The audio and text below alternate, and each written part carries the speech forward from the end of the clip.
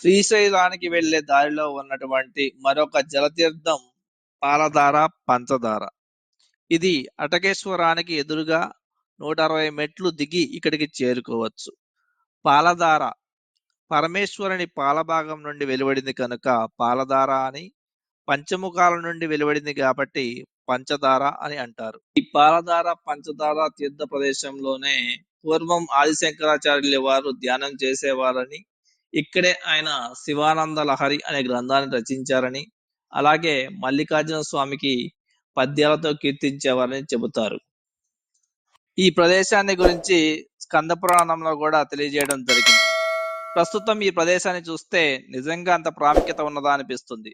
అధికారులు అంత చొరవ చూపించారు. మరి ఎక్కడ చూసినా చెత్త, ప్రకృతి రమణీయంగా ఉండాల్సిన ప్రదేశం కాస్త చెత్తతో కూడుకొని ఉంది.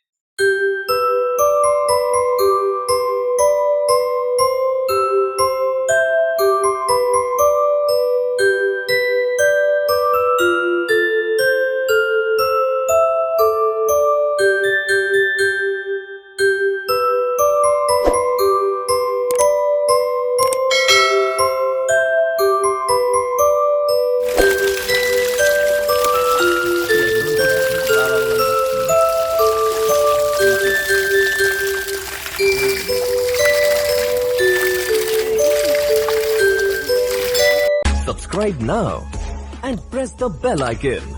Never miss an update.